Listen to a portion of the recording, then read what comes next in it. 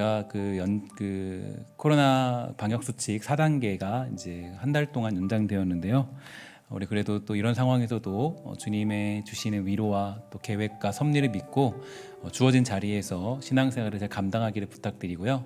특별히 구역 모임이 이제 우리가 시작되었다라고 공지됐는데, 사실 뭐 함께 자유롭게 모일 수는 없지만 우리 구역장님들, 섬김이분들, 지역장님들은 조금 힘을 내셔서 우리 그 줌으로라도 아니면 카톡으로라도 함께 모임을 가져주시면 감사하겠습니다. 그래서 정말 서로 한 공동체라는 것을 기억하고 격려하고 위로하고, 또 이제 예배 시간이 되면 함께 또 예배할 수 있도록 꼭 예배 주소나 링크들을 또 섬김이 분들, 지역장분들은 꼭 각 지역과 섬김이 분들에게, 그 구역원들에게 전달해 주시면 감사할 것 같습니다. 그래서 함께 예배하는 일을 신경 쓰고 나태하지 않도록 여러분들이 많이 도움을 줬으면 좋을 것 같습니다. 또 한 가지 더 광고 드리면, 우리 오늘 5시에는 서면 당회가 있습니다. 함께 당회가 이제 서면으로 공지됐고 함께 그것에 대해서 서면 당회를 진행하니까 여러분 그 기도의 실 부탁드리고요. 우리가 하여튼 이 4단계를 잘 이겨내야 될 것 같습니다. 그래서 한 달만 좀 버티면 그 다음에 조금 더 좋은 일이 있을 거라 생각합니다. 그래서 좀 더 힘내시고 하나님이 주시는 은혜와 은총이 사랑하는 백성들에게 있게 되기를 주의 이름으로 간절히 소망합니다. 사우디아라비아의 제다라는 곳에 이 교회가 하나 세워졌습니다. 제다는 사우디아라비아의 경제 중심지인데요. 이 교회 하나 세워진 것이 뭐 대단한 일이냐라고 그렇게 말할 수 있겠지만 굉장히 대단한 일이라 그래요. 잘 아시는 대로 사우디아라비아는 이 이슬람교를 믿는 국가입니다. 그곳은 기독교 자체가 금지되어 있는데, 근데 하나님께서 아주 묘하게 역사를 하셨습니다. 이 나라는 왕이 다스리는 나라죠. 그래서 국왕의 손자가 이 백혈병에 걸리게 되었는데, 돈이 많은 왕자니까 이 아들을 살려보려고 세계의 유명한 병원을 다 찾아다닙니다. 그래도 이렇게 고칠 수가 없는 거예요. 가장 사랑하는 아들인데 백혈병으로 죽어가니까 얼마나 아버지의 마음이 괴로울까요? 그런데 이 집에 가정부로 있었던 이 필리핀 여자 한 사람이 있었다 그래요. 그런데 선교사들에게 이 복음을 듣고 아주 믿음이 좋은 그런 필리핀 여성이었습니다. 그래서 이 왕자의 집에서 이 가정부의 일을 하게 되는데, 얼마나 신실하게 잘하는지, 비록 자기 집의 종이지만 그 필리핀 여인을 통해서 온 식구들이 감동을 받을 정도로 아주 성실했다고 합니다. 근데 하루는 그 주인에게 이 필리핀 여인이, 주인님, 사랑하는 아들이 아무리 노력해도 고치지 못하는데 내가 믿는 신에게 이 아이를 위해서 기도를 하면 안 될까요? 라고 하면서 이렇게 물어봤고, 이 아버지 왕자가 그렇게 하라 이렇게 말했다고 합니다. 그래서 우리 필리핀 기독교인 몇 사람이 모여서 기도하는 장소가 있는데, 병든 이 아들을 거기에 데리고 가서 같이 기도하겠습니다 이렇게 허락을 받게 되죠. 그래서 백혈병에 걸린 그 아들을 놓고 열심히 기도했다고 그래요. 그래서 어떻게 기도했냐면, 하나님이 이 일을 통해서 그 살아계심을 보여주시고 이 사우디아라비아에 교회를 세울 수 있도록 도와주세요 라고 그렇게 기도했다고 합니다. 그런데 너무 놀랍게도 기도를 마치고 돌아왔는데 아이가 변하는 거예요. 생기가 돌고 또 기도하니까 또 이렇게 생기가 돌고 또 새롭게 그렇게 변화되는 모습을 확인하게 되었습니다. 그래서 이 병을 고치기 위해서 세계의 병원을 다녔던 이 아이의 병이 이 기도 몇 번으로 나을 수 있는 기적이 일어나게 된 것이죠. 그러니까 이 왕자가 너무 놀란 겁니다. 그래서 필리핀 여인에게 물었다 그래요. 내 아들을 고쳐준 너가 믿는 신에게 내가 무엇을 답해야 되냐 이렇게 질문하니까, 그때 그 여성이 이렇게 얘기합니다. 우리가 믿는 하나님은 무엇이 필요한 분이 아닙니다. 우리 하나님께 예배할 수 있는 장소를 우리에게 허락해 주시면 좋겠습니다. 그래서 그거랑 문제 없다. 그래서 땅도 많고 자기 집에 여러 채가 있으니까 이 비어있는 창고를 잘 수리해서 교회로 사용하도록 허락을 해주었습니다.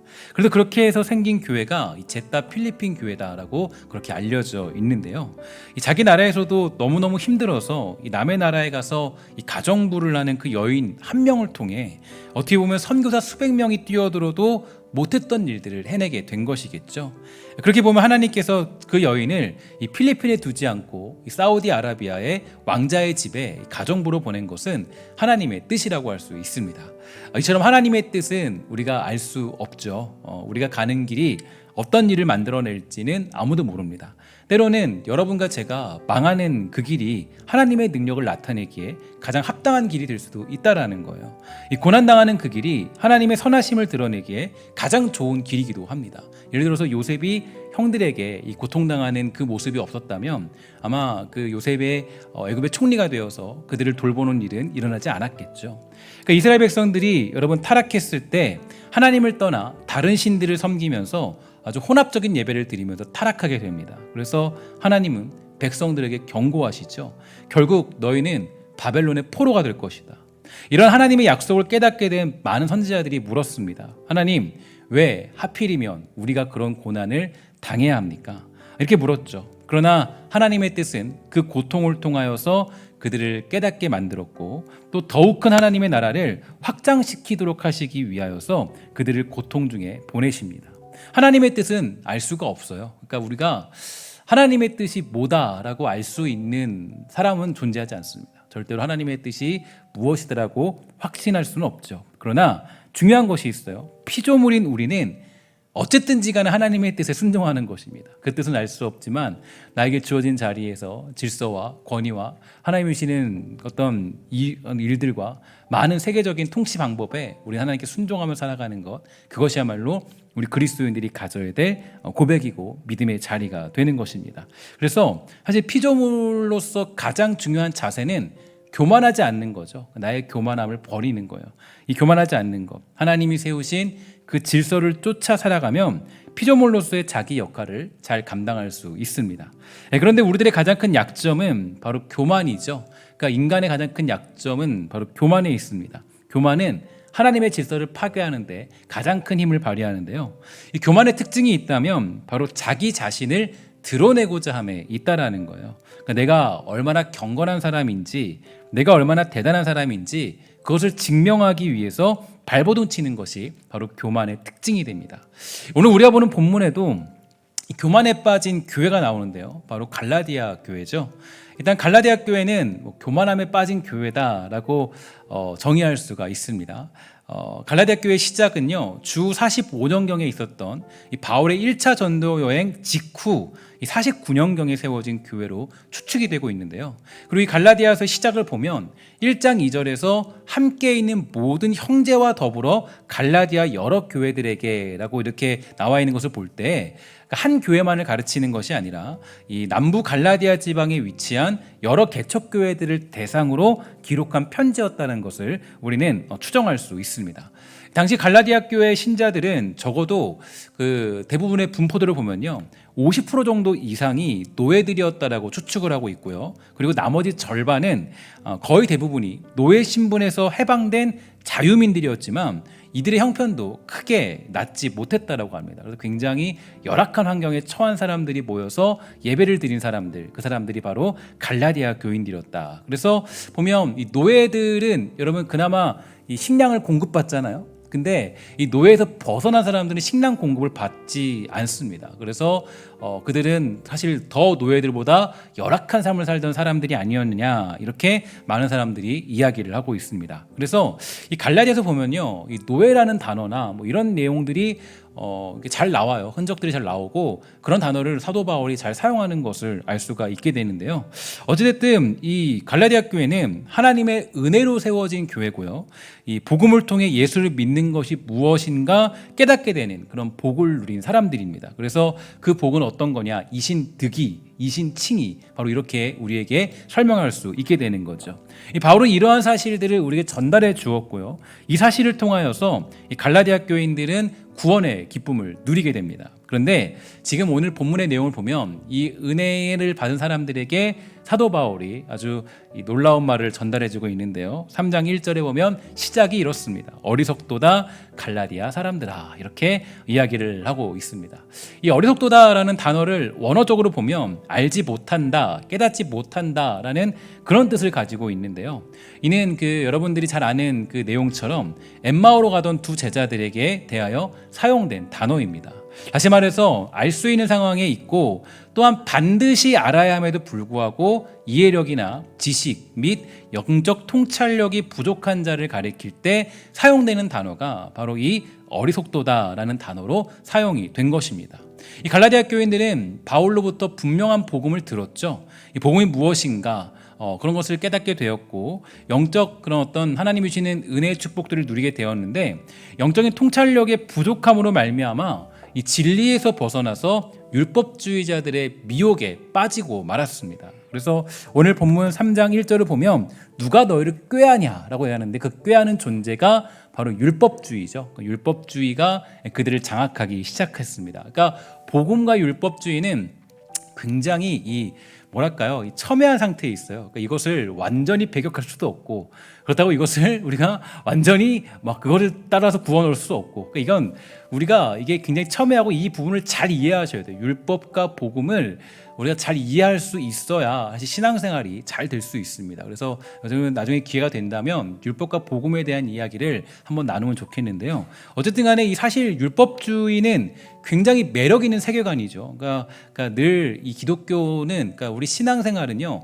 늘 어떤 싸움이냐면 세계관적인 싸움이에요. 그러니까 제가 말씀드리지만 우리들의 세계관이 바뀌지 않으면 우리들이 자꾸 맹목적인 신앙으로 빠질 수밖에 없어요. 그러니까 신앙은 어떤 싸움이냐? 우리의 세계관 싸움. 그러니까 철학을 넘어선 세계관의 싸움이 필요한 것입니다. 그래서 율법주의 세계관은 굉장히 매력 있는 세계관이죠. 그래서 율법주의는 간단히 얘기하면 율법을 지킴으로써 자기의 의로움과 경건함을 표출할 수 있는 행위를 의미합니다. 예를 들어서 여러분 위인전 많이 읽지 않았습니까? 위인전을 읽으면서 감탄할 때가 있죠.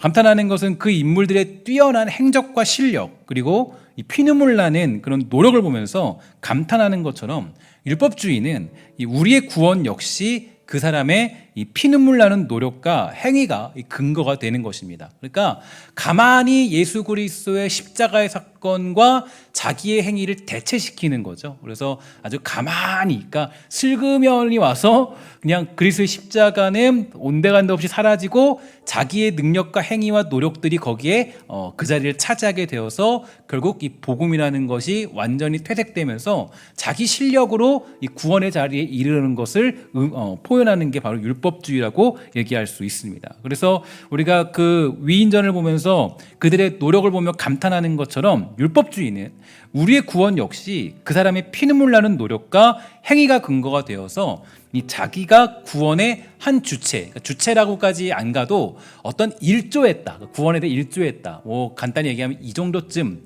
나 정도쯤이면 뭐 이만큼 했으면 이런 느낌으로 이제 해석해도 그것도 다 율법주의에 다 해당이 되는 거예요. 그래서 이 하나님의 은혜를 받은 자로서 뭐 선하게 사는 것, 또 누군가를 돕고 그를 위해 희생하는 것이 아니라 자기 자신의 가치를 높여서 예수 그리스도의 전적인 은혜로 말미암아 구원받는 것이 아닌 자기의 능력을 일조하여 구원받는 것을 의미하는 게 바로 율법주의의 특징입니다. 율법주의는 결국 하나님이 아니라 이제 크게 얘기하면 하나님이 아니라 내가 드러나는 거죠. 내가 하나님이 아니라 내 자신이 드러나는 거예요. 그래서 제가 늘 말씀드리지만 신앙생활하면서 가장 주의해야 될 것은 내가 뭐 했다 이런 거 없습니다. 내가 뭐 했다, 내가 뭐 이렇게 했다, 내가 이렇게 했다 이거 없어요. 내가 뭐 했다가 되기 시작하면 우리라는 존재는 하나님의 전적인 은혜를 잊어버리기가 쉽기 때문이에요. 사실 가장 우리들에게 뭐 힘들고 어려운 고백인데요. 우리의 늘 언제나 어리석든지 무엇을 했든지 간에 가장 큰 고백은 나는 아무것도 아닙니다 라는 고백보다 고백이 가장 중요하죠. 그런데 사실 율법주의가 왜 매력적이냐면 저는 아무것도 아니에요 라는 고백보다 더 그럴싸한 것이 저는 어떤 사람입니다 라고 고백하는 게 훨씬 더 있어 보이는 고백이기 때문이에요. 그러니까 내가 조금 더 이 많은 어떤 그런 것들을 가지고 있다라는 게 더 낫죠. 내가 아무것도 아닙니다 보다도. 그죠? 이게 더 매력적일 수밖에 없어요. 누구나 이런 유혹에 빠지는 일이 쉽습니다. 내가 뭐 했다, 내가 어느 정도 이렇게 이만큼, 이게 사실 신앙생활에서 신앙생활하다 보면 가장 첨예하게 부딪히는 가장 큰 유혹이죠. 지금 갈라디아 교인들은 이러한 유혹에 빠져 있는 거예요. 그래서 사도 바울이 얘기하기를 어리석도다라고 이야기를 하고 있습니다. 사실 생각해 보면요, 특별히 갈라디아 교인들은 이 율법주의가 더 큰 유혹이 될 수밖에 없었어요. 왜냐하면 아까 말씀드렸듯이 그들의 상황은 원래 어떤 신분이었어요? 원래 노예 신분이라고 말씀드렸죠. 그래서 이 노예 신분이었기 때문에 어떤 그럴싸한 규율이나 규칙, 그런 법칙을 지키면서 하는 만족감을 누리기에는 좀 상황적으로 어려운 형편이었습니다.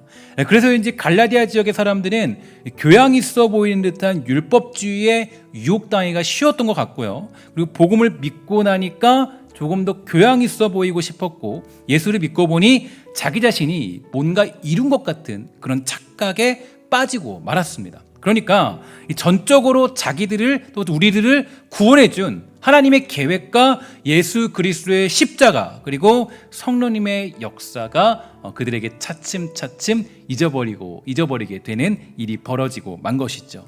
우리들도 진짜 조심해야 됩니다. 신앙생활을 하다 보면, 내가 신앙생활을 하다 보면 처음엔 괜찮아요. 6개월 정도 하나님 예수님 만나고 6개월, 1년 정도는요 하나님밖에 안 보여요. 하나님의 은혜, 하나님이 나를 구원하셨구나. 야, 내가 이 자리에 있구나. 하나님이 나를 부르셔서 이 자리에 있구나. 6개월, 1년 정도는 우리가 대부분 그런 은혜에 빠져 살아가요. 근데 이게 조금 시간이 지나면 이게 하나님의 은혜가 점점 사라지고 자꾸 어떤 나 자신, 이게 드러나기 시작하죠. 나의 노력과 나의 열정과 나의 힘과 내가 어떤 했던 것들, 그게 드러나기 시작한 거예요. 그래서 여러분, 나의 노력과 열정, 주를 향한 열심, 이 모든 것들은 우리의 신앙을 유지시키는 매우 중요한 동기와 시작점이 되지만, 원동력이 되지만, 언제나 우린 기억해야 돼요. 하나님의 전적인 은혜로 구원받았으면 물론이거니와 우리는 하나님의 피조물이고 하나님의 주도적인 그런 계획과 섭리 안에 살아가고 있다는 것을 우리는 언제나 기억할 필요가 있습니다. 최근에 제가 성경을 연구하면서 이 중요한 원리 하나를 좀 발견했는데요. 다 아는 원리긴 해요. 하나님께 쓰임받은 사람들을 제가 좀 살펴봤어요. 살펴보니까 하나님께 부름받은 사람들 중에 대부분이 보면 하나님 앞에 그렇게 당당하지 못했던 것을 보게 돼요. 그러니까 여러분, 예를 들어서 하나님 앞에서 언제나 그 일을 감당할 수 없습니다라는 고백이 성경에 굉장히 많이 나오죠. 늘 먼저였어요. 물론 이것은 우리가 해석할 때 좀 자신감 없는 모습이다, 이렇게 비판할 수 있겠지만, 한편으로는 이런 생각이 들었어요. 그래, 어쩌면 우리는 늘 이러한 자세로 사는 것이 더 어울릴지 모르겠어. 그러니까 왜 제가 그런 생각을 했냐면, 주의 일을 감당하는 것은 맞지만 우리는 하나님께서 자신에게 주어진 사명과 명령 속에서 그것을 감당할 수 있는 힘이 없다라는 것을 고백하는 것이 먼저라는 거예요. 그러니까 언제나 내 힘으로는 할 수 없고 하나님만이 하실 수 있음을, 하나님만이 우리에게 주실 수 있음을 고백하는 것이 먼저라는 거예요. 그래서 여러분, 사도 바울이 이 성도들에게 편지를 쓸 때면 아끼지 않는 단어가 하나 있는데, 그 단어가 바로 주 안에서라는 단어입니다. 대표적으로 고린도후서 10장 17절 우리 한번 함께 읽도록 하겠습니다. 시작. 자랑하는 자는 주 안에서 자랑할지니라. 아멘. 그러니까 자랑하는 자는 어디 안에서 자랑하는 거예요? 주 안에서. 그러니까 이 얘기를 다른 식으로 표현하면, 내가 그래서 열정을 품고 주의를 감당했어요. 그런데 이것을 내가 나의 실력과 능력으로, 내가 노력해서, 이게 아니라 자랑하는 방법이 어디 있어요? 주 안에서. 그러니까 이걸 쉽게 표현하면은 하나님의 은혜로, 전적인 하나님의 은혜로 말미암아 그 자랑을 감당하라는 거예요. 그러니까 그 당시에 고린도 교회 어땠습니까? 방언도 하고 예언도 하고 병 고침도 하고 다 했잖아요.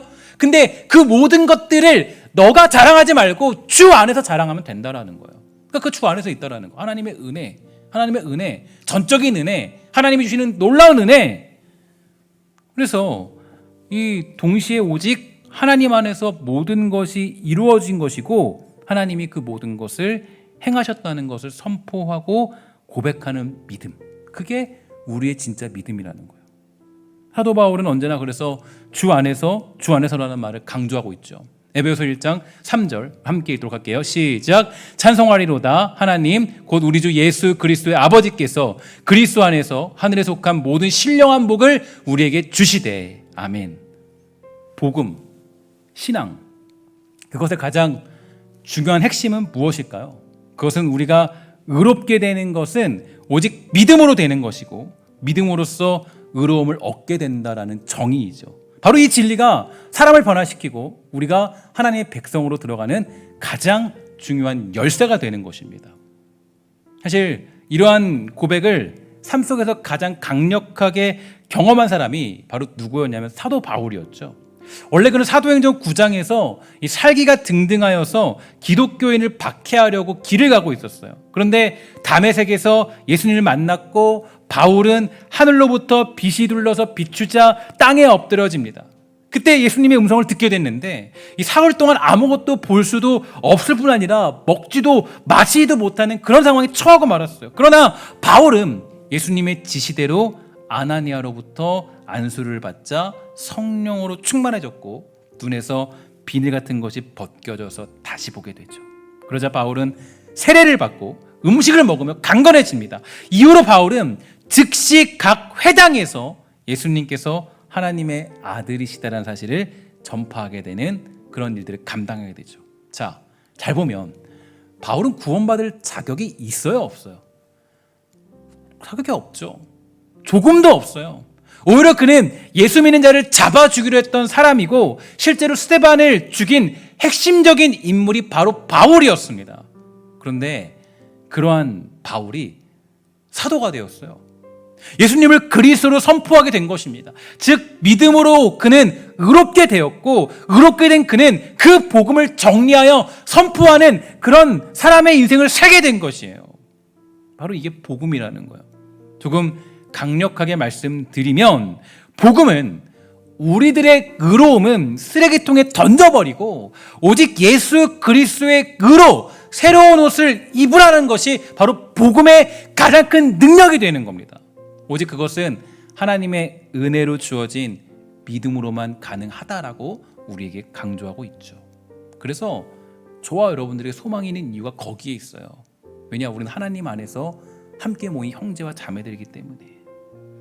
내 의로움으로 살아가면요, 여러분 소망이 없어요. 서로 바라봤을 때. 여러분, 제가 신앙생활하면서 제일 마음을 흔드는 건요, 바로 이겁니다. 사람을 기대할 때요. 누군가를 기대하게 되면 그때부터는 문제가 생기죠. 저 사람은 괜찮겠지, 저 사람은 아니겠지. 이러면 반드시 뭐가 찾아와요? 실망할 때가 찾아와요. 반드시예요, 반드시. 만약 우리들이 자기의 의로움으로 여러분들이 만약에 신성교회 들어올 때 시험 치고 들어왔다면, 시험 치고 시험 봐서 95점씩 딱딱딱 맞고 들어왔다면 제가 여러분들을 기대하면서 어떤 일들을 감당할 수 있을 거예요. 그런데 우리는 그렇게 부름받지 않았어요. 그렇게 부름받지 않았어요. 우리는 부름받을 때 자기의 의로움으로 부름받지 않았습니다. 우리가 괜찮은 사람이기 때문에 구원받은 것이 아니에요. 복음은 아직 우리가 부족하고 연약하고 문제투성이지만 믿음으로 말미암아 우리를 구원해 주겠다는 것을 진리로 선포합니다. 그렇기 때문에 우리는 사람을 기대하지 않아요. 그러니까 여러분, 복음의 공동체는 사람을 기대하는 공동체가 아닙니다. 제가 언젠가 한번 말씀드린 적이 있죠. 앞으로 우리 교회에서 가장 시험에 빠진 사람이 누구냐라고 제가 질문을 던졌어요. 누굴 것 같아요? 바로 저를 기대하는 사람이에요. 저를 기대하는 사람. 야, 저 목사는 괜찮겠지, 저 목사는 좀 낫겠지, 좀 친절하겠지. 가장 위험한 시험 폭탄을 안고 있는 사람들이에요. 저도 여러분들과 별로 다를 것이 없죠. 때로는 부족하고 연약하고 문제 있고 불친절할 수도 있고 화를 낼 수도 있어요. 어저께는 제가 여기 하루를 보내는데 이상하게도 감정이 안 좋은 거예요. 아침부터 저녁까지 감정이 왜 이렇게 안 좋은지, 우울하고 힘들고, 저도 모르게 아내한테 짜증내고, 아내가 나중에 저한테 그러는 거예요. 왜 자꾸 자기 짜증내느냐, 화내냐. 그래서 집에 못 돌아갈 뻔했어요. 그 말 그랬어요. 여러분, 저도 그렇거든요. 살아갈 때. 아니, 제가 뭐 찬양 부른다고 갑자기 감정이 좋아지고 그러진 않아요. 기도하다 감정이 좋아 그러진 않아요.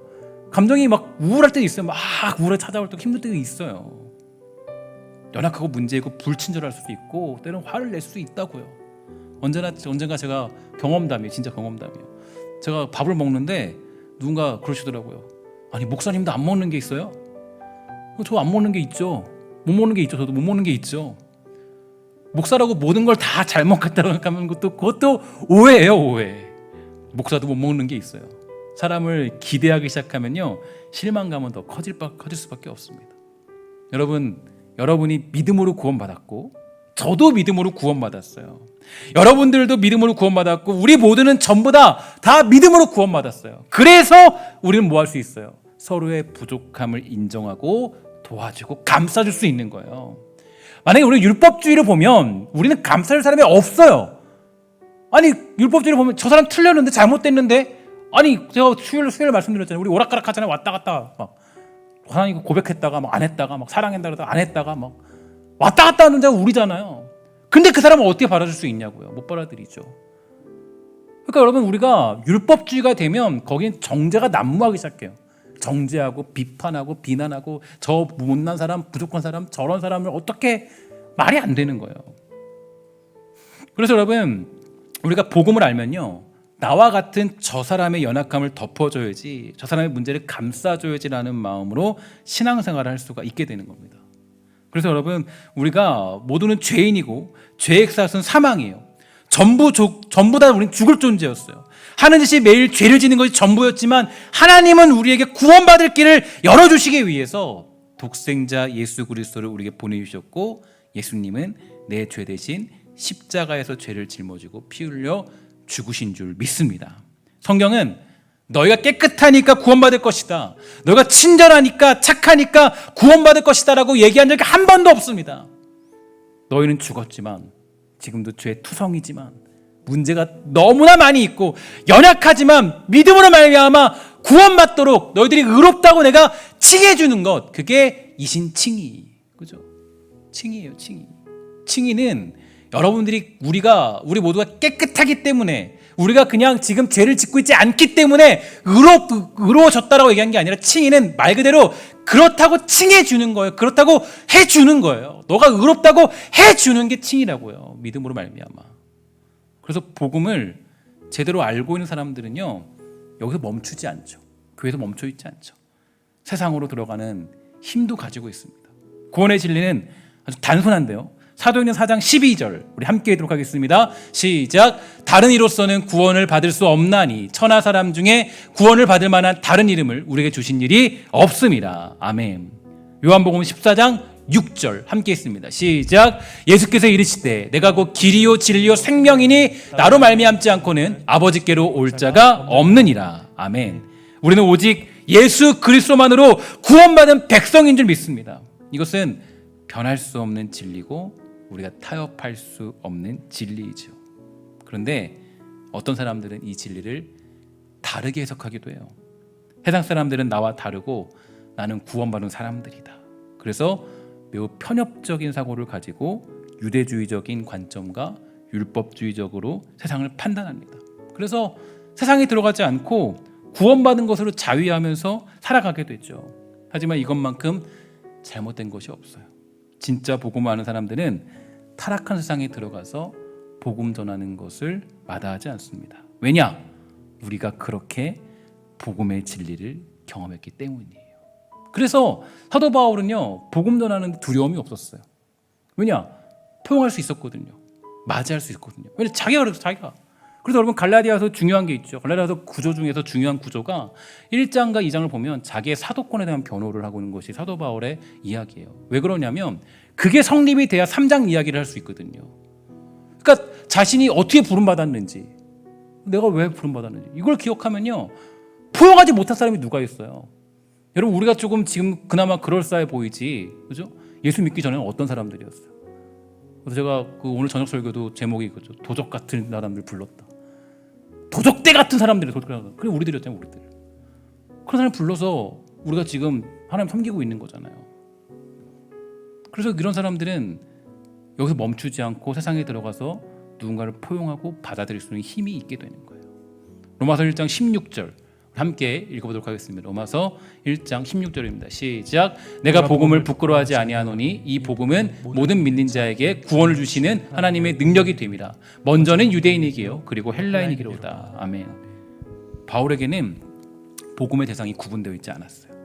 유대인이나 헬라인에게나 그들에게 복음 전하는 것이 부끄럽지 않다고 선포합니다. 왜냐? 구원은 행위가 아니라 오직 하나님이 주신 것이기 때문입니다. 사도 바울은 원래 예수님을 믿는 사람을 죽이려고 한 핍박자였고 해방자였어요.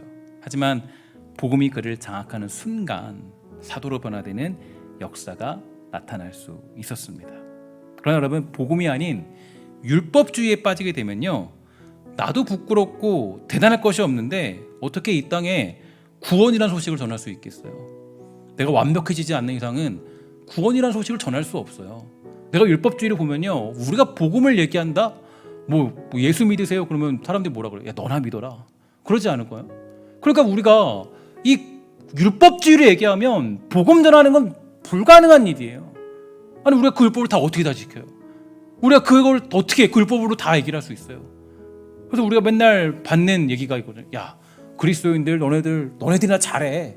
아, 맞죠. 그러나 우리는 복음 전하는 일에 우리는 멈추지 않아요. 왜냐하면 이유가 있어요. 은혜로 받는 구원이기 때문에. 하나님이 전적인 은혜로 받는 구원이기 때문에. 내 행위로 드러내는 게 아니에요. 우리가 조금 그럴싸하게 보이게 갖고 교회가 뭘 강조하냐면 삶을 강조해요. 삶으로 뭐 어떻게 하고 삶으로, 물론 맞죠. 삶은 제가 욥기 때 말씀드렸나요? 삶이라는 건 우리의 믿음을 강화시키는 수단이에요. 수단. 그냥 삶이 우리의 복음의 근거가 될 수는 없어요.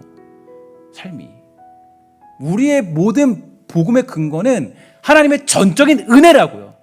그 전적인 은혜가 있기 때문에 우리는 어디에서도 누구에든지 복음을 전할 수 있어요. 여러분, 내가 사실 지금은 양복 입고 깨끗하게 보이지만, 그죠? 제 몸을 다 뜯어보면 얼마나 지저분한 것이 많이 있겠어요. 근데 우리가 무슨 복음을 전해요? 율법주의를 보면. 율법으로 보면 복음 전할 수 없죠. 제 마음속에 수많은 악한 생각이 많은데 어떻게 복음을 전해요? 복음을 전할 수 없죠. 그러나 복음을 전할 수 있는 이유는 그럼에도 불구하고 하나님께서 우리를 택하시고 부르시고 그것을 포기하지 않는 하나님이 계시기 때문에 우리는 복음을 전할 수 있는 자리에 가게 되는 것입니다. 요즘 우리는 갈라디아서 말씀을 보고 있어요. 이 말씀을 보고 묵상하면서 다시 한번 복음이 어떤 것인가에 대해서 점검해 보시고 생각해 보는 그런 귀한 시간 되기를 주의 이름으로 간절히 부탁을 드리겠습니다. 나는 지금 혹시 율법주의에 빠져 있지 않은가? 전적으로 하나님만 의지하고 하나님께만 영광 돌리며 하나님의 뜻을 따르고 있는가? 로마서 1장 5절과 7절을 보면 바울은 이렇게 선포합니다. 그로 말미암아 우리가 은혜와 사도의 직분을 받아 그 이름을 위하여 모든 이방인 중에서 믿어 순종케 하나니 너희도 그들 중에 있어 예수 그리스도의 것으로 부르심을 입은 자니라. 로마에 있어 하나님의 사랑하심을 입고 성도로 부르심을 입은 모든 자에게 하나님 우리 아버지와 주 예수 그리스도를 쫓아 은혜와 평강이 있기를 원한다. 그러니까 바울은 예수님의 은혜로 모든 이방인 중에 살아가고 있으며 로마라는 세상 가운데 있는 성도들에게 편지를 쓴다고 말합니다. 원래 바울이 어떤 사람이에요? 여러분, 바울은 특징이 있어요. 유대인 중에 유대인이고 율법에 능통한 사람으로 자기 의로움이 충만한 사람이었습니다. 그가 이방인 중에 거하는 것 자체가 바울에게는 매우 수치스러운 일이었어요. 그런 일은 전혀 상상도 할 수 없는 사람이었습니다. 하지만 그는 자신이 경험한 복음의 능력을 삶 속에서도 실천하고 있는 그런 사람이었어요. 즉, 세상에 들어가서 복음을 가지고 살 수 있었던 것입니다. 예수님께서 이 땅에 오심으로 유대인들과 가장 많이 싸운 것도 바로 이 부분이죠. 여러분, 유대인들은요, 이 창기들을 가까이 하는 예수님을 이해할 수 없었어요.